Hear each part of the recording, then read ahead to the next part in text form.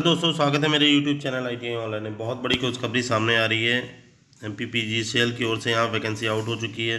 जैसा कि आप सब लोग जानते हैं, अभी पिछले ही दिन अभी बेल की वैकेंसी आउट हुई थी, वैसे ही एक और वैकेंसी का तोहफा मिला है। ये वैकेंसी है आपकी MPPGCL मध्य प्रदेश की ओर से। तो आइए जान लेते हैं कि कौन कौन से ट्रेड वाले इसमें एलिजिबल है, क्या क्या क्वालिफिकेशन मांगी गई है और आपको फॉर्म को कैसे अप्लाई करना है। एक एक चीज़ को डिस्कस करेंगे, आपके सारे डाउट यहाँ पे क्लियर होने वाले हैं। तो चलिए देख लेते हैं। सबसे पहले मैं आपको बता देता हूँ, ये Madhya Pradesh power generating company limited की ओर से वैकेंसी आई हुई है। यहाँ पे सीधी भर्ती है, ये आप देख सकते हैं। इसकी डेट 17/7/2025 यानी कि 17 जुलाई को ही है, यानी कि कल ही इसकी विज्ञप्ति जारी हुई है 2025-26। आइए हम बात कर लेते हैं। सबसे पहले आ जाते हैं हम अपनी पोस्ट पे। तो यहाँ पे आप देख सकते हैं हमारी पोस्ट है। यहाँ से स्टार्ट होती है संयंत्र सहायक से। सबसे पहले संयंत्र सहायक मैकेनिकल, तो जो मैकेनिकल वाली पोस्ट है हमारी, इसमें सीटों की संख्या आप देख सकते हैं। यहाँ पे UR SC ST OBC और EWS कुछ इस प्रकार से दिया हुआ है। तो मैं आपको बता देता हूँ। यहाँ सबसे पहले हम इलेक्ट्रिकल की देख लेते हैं। संयंत्र सहायक इलेक्ट्रिकल, जिसमें P30 हम बोलते हैं, पोस्ट कोड है हमारा, नियमित वैकेंसी है। टोटल सीटों की संख्या यहाँ 53 दी हुई है। और नेक्स्ट है हमारा संयंत्र सहायक इलेक्ट्रिकल का, इसमें टोटल 37 सीटें दी हुई है। ये नीचे देख लेते हैं और कौन कौन से पद है इसमें। कार्यालय सहायक 3, इसमें दोस्तों यहाँ पे 17 सीटें निकली हुई हैं। यहाँ पे कोपा ITI मांगा गया है। अभी नीचे चलेंगे तो एक एक चीज़ की क्वालिफिकेशन मैं बता दूंगा। यहाँ भंडार सहायक P16 है, ये भी नियमित सीट है। यहाँ पे 2 टोटल सीटें निकली हुई हैं। आइए नेक्स्ट देख लेते हैं। इन दोनों में कोपा मांगा गया। ITI कैंडिडेट इसमें अप्लाई कर सकते हैं, जिन्होंने भी ITI कोपा से कर रखी है। कंप्यूटर ऑपरेटर प्रोग्रामिंग असिस्टेंट का कोर्स जो होता है ITI से करते हैं। आइए बात कर लेते हैं चयन प्रक्रिया की। तो यहाँ पे आपका चयन होने वाला है, देख लेते हैं। आपका चयन कंप्यूटर बेस्ड टेस्ट होने वाला है, आपका CBT, जिसमें आपके 100 नंबर के क्वेश्चंस पूछे जाएंगे। इसमें से सबके एक एक मार्क दिए जाएंगे। ये बहुविकल्पीय प्रश्न होंगे।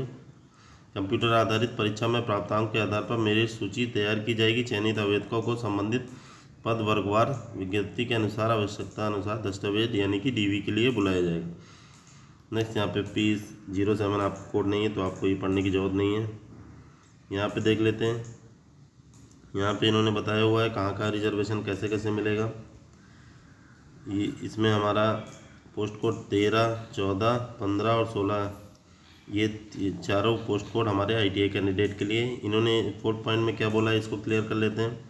सामान्य प्रशासन विभाग मध्य प्रदेश द्वारा जारी अधिसूचना क्रमांक 299 दिनांक 31/5/2018 के अनुसार यदि जिला आवेदक जिला श्योपुर, मुरैना, दतिया, ग्वालियर, भिंड, शिवपुरी, गुना, अशोकनगर, सहारिया आदिम जनजाति जिला, मंडला, डिंडौरी, शहडोल, उमरिया, बालाघाट, अनूपपुर, बैगा आदिम जनजाति तथा जिले छिंदवाड़ा, सिवनी की भरिया जनजाति का है। इसका पद कोड नंबर यहाँ पे हमारे ITI कैंडिडेट का ही है, मैं बता देता हूँ। 13, 14, 15, 16 है। ये तो आवेदन करता है विज्ञप्ति पर न्यूनतम अर्हता जितनी है इनकी ITI मांगी गई है, इस पर लागू होता है। इस भर्ती को बिना नियुक्त किया जाएगा, यानी कि ऐसे लोगों को रिजर्वेशन दिया जाएगा। ऐसे उम्मीदवार को संबंधित पद पर नियुक्ति निर्धारित आवश्यक शैक्षणिक योग्यता में प्राप्तांक के आधार पर मेरिट अनुसार अनुसूचित जनजाति विज्ञप्ति के विरुद्ध ही आएगी। तो इन्होंने रिजर्वेशन देने की बात कही है। और ये कंप्यूटर बेस्ड टेस्ट में आपके जो नंबर आएंगे उसके आधार पर दिया जाएगा। यहाँ पे इन्होंने कंप्यूटर आधारित परीक्षा के केंद्रों के बारे में बताया कि कहाँ कहाँ आपकी परीक्षा होगी, इसको आवंटित कैसे कैसे किया जाए। बाकी मैं फ़ीस की बात कर लूँ, वो जो अनरिजर्व की फ़ीस रहने वाली है 1200 रुपये। और मध्य प्रदेश के मूल निवासी अनुसूचित जनजाति और जाति जैसे SC ST OBC PWD EWS जो कैंडिडेट हैं उनको 600 रुपये की फ़ीस रखी गई है।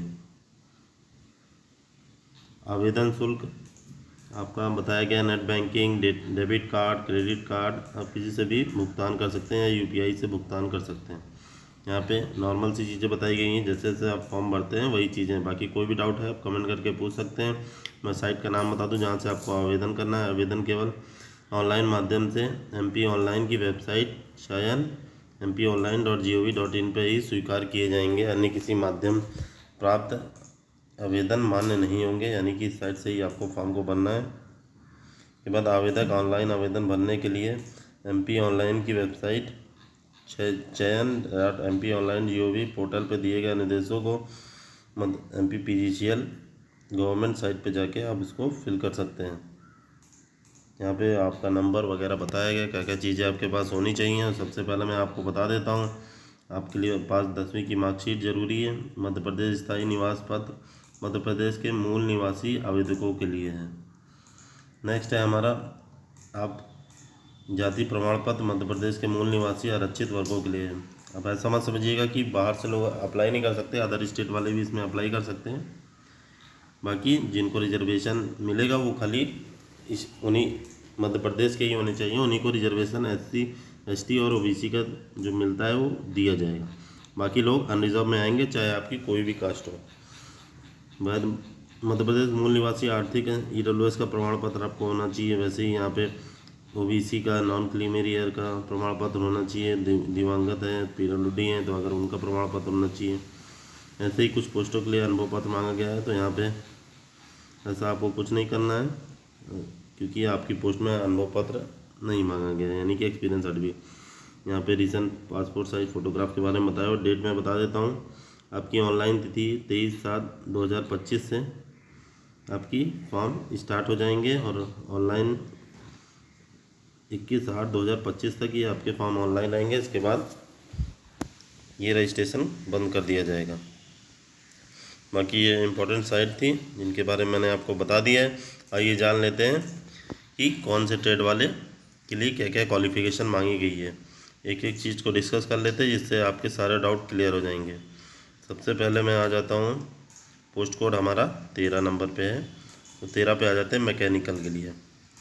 तो यहाँ पे आप देख सकते हैं ये 13 नंबर पोस्ट कोड है, सहायक संयंत्र मैकेनिकल का।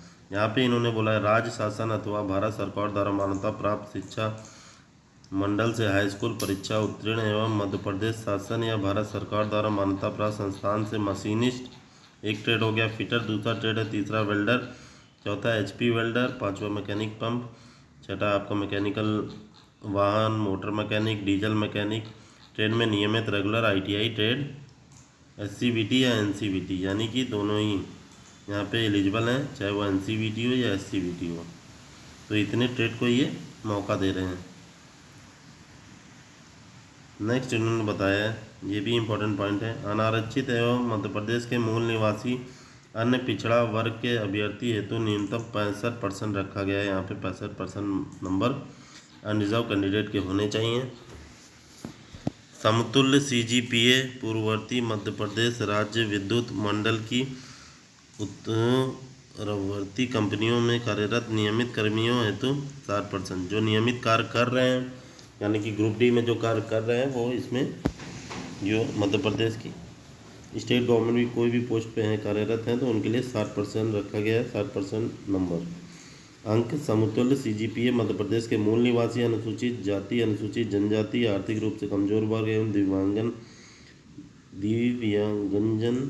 अभ्यर्थियों हेतु 55% अंकों का CGPA, यानी कि 55% मार्क्स OBC, SC ST और PWD कैंडिडेट के लिए रखा गया है। साथ उल्लेखित ITI ट्रेड प्रमाण पत्र परीक्षा उत्तीर्ण होना अनिवार्य है। इसके साथ ITI का ट्रेड प्रमाण पत्र होना अनिवार्य है। तो ये चीज़ें इन्होंने रखी गई हैं। यहाँ पे आपको ITI में ये मार्क्स 65% से मार्क्स ऊपर होने चाहिए। यहाँ पे 10th की बात नहीं हो रही है, तो इसको ध्यान दीजिएगा। ऐसे ही इलेक्ट्रिकल का भी है, इलेक्ट्रिकल का भी सेम वही चीज़ है, राज्य शासन अथवा भारत सरकार द्वारा मान्यता प्राप्त हाई स्कूल परीक्षा उत्तीर्ण मध्य प्रदेश भारत सरकार द्वारा मान्यता प्राप्त संस्थान से electrician, wireman, electronics instrument trade में नियमित रेगुलर ITI प्रमाण पर SCVT NCVT होना चाहिए।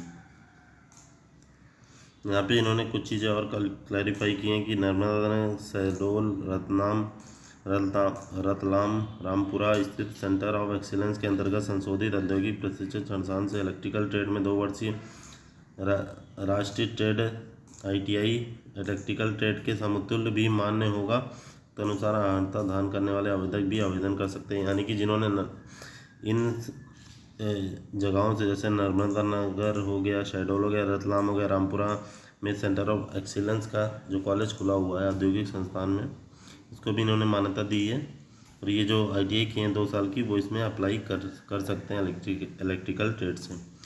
बाकी वही चीज़ें इन्होंने यहाँ भी की हैं। अनारक्षित एवं मध्य प्रदेश के मूल निवासी अन्य पिछड़ा वर्ग के अभ्यर्थियों हेतु 65% अंक तथा पूर्ववर्ती मध्य प्रदेश राज्य विद्युत उत्वर्ती कंपनियों में कार्यरत लोगों के लिए 60%, जो पहले से ही कार्य कर रहे हैं कहीं पे।